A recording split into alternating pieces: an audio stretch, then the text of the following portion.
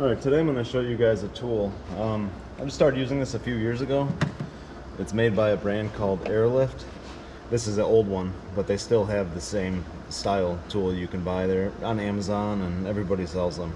The newer version of this has a larger taper here that kind of steps down, and you can fit it into any reservoir. It's a little bit nicer than this actually, but I used to just bleed air, cooling systems old-fashioned way. Just warm it up, let it cool off. It'll burp up the pocket on its own. It just takes a lot more time. Whatever upper, bleeder you can have access to using that and stuff like that. But this is way better. What's nice about it is that when you're servicing a cooling system, let's say you put a water pump or a thermostat or whatever component you replace on the cooling system, and you drain all your coolant out, when you attach this and you pull a vacuum on the cooling system, it actually does a pretty good check for leaks too. So you know whether or not you have a leak in your system before you're adding coolant, which is really nice because using a pressure tester, you have to fill up your system with coolant, pressurize it. You have a leak somewhere, drain the coolant, repair the leak, try again. If this is holding vacuum, you don't have a leak. Basically, I've had 100% success with this as far as if it holds vacuum, it'll hold pressure.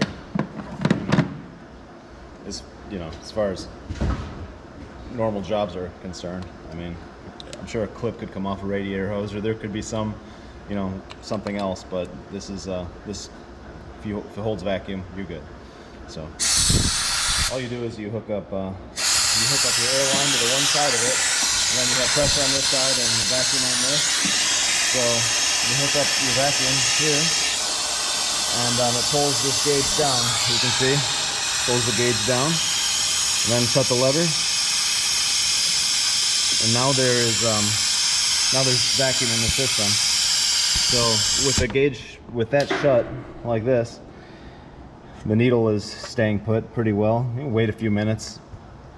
The longer the better as far as to actually test for a leak. But if you have even a pretty minor leak, that needle comes down fast, and you'll see it go into the red in a very short period of time.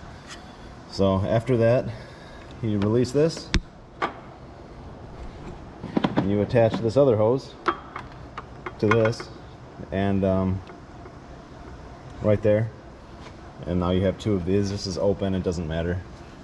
And you put this right into a coolant bucket or a container or whatever holds your coolant. You want a large one because otherwise you can suck air. You're trying to prevent this thing from sucking air, so put this at the bottom, and then you open your lever, and then it's drawing coolant into the system. It's nice because when you're done with this, it's done. There's no air pocket, there's nothing like that in the system. The cooling system is full of coolant, and you don't have to worry about anything. You can send it off to the customer and not have to worry about them coming back saying that their coolant light came on, it coughed up a pocket of air.